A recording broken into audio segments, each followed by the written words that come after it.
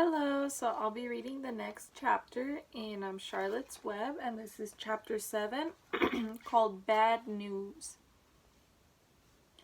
Wilbur liked Charlotte better and better each day. Her campaign against insects seemed sensible and useful. Hardly anybody around the farm had a good word to say for a fly.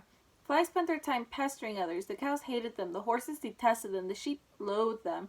Mr. and Mrs. Zuckerman were always complaining about them and putting up screens. Wilbur admired the way Charlotte managed. He was particularly glad that she always put her victim to sleep before eating it. "It's real thoughtful of you to do that, Charlotte," he said.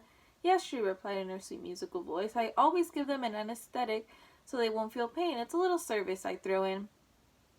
As the days went by, Wilbur grew and grew. He ate 3 big meals a day. He spent long hours lying on his side, half asleep, dreaming pleasant dreams. He enjoyed good health and he gained a lot of weight. One afternoon when Fern was sitting on her stool, the oldest sheep walked into the barn and stopped to pay a call on Wilbur. "Hello," she said. "Seems to me you're putting on weight." "Yes, I guess I am," replied Wilbur. "At my age, it's a good idea to keep gaining." "Just the same, I don't envy you," said the old sheep. "You know why they're fattening you up, don't you?" "No," said Wilbur. "Well, I don't like to spread bad news," said the sheep, "but they're fattening you up because they're going to kill you, that's why." "They're going to what?" screamed Wilbur. Fern grew rigid on her stool. "Kill you, turn you into a smoked bacon and ham," continued the old sheep. "Almost all young pigs get murdered by the farmer as soon as the real cold weather sets in. There's a regular conspiracy around here to kill you at Christmas time. Everybody's in the plot. Lurvy, Zuckerman, even John Arable." "Mr. Arable?" sobbed Wilbur, Fern's father. "Certainly, when a pig is to be butchered, everybody helps. I'm an old sheep and I see the same thing. Same old business year after year. Arable arrives with his .22, shoots the..." "Stop!" screamed Wilbur. "I don't want to die. Save me, somebody, save me." Fern was just about to jump up when a voice was heard. "Be quiet, Wilbur," said Charlotte, who had been listening to this awful conversation.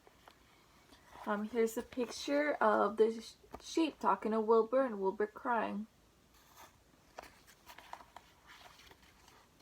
"I can't be quiet," screamed Wilbur, racing up and down. "I don't want to be killed. I don't want to die. Is it true what the old sheep says, Charlotte? Is it true they're going to kill me when the cold weather comes?"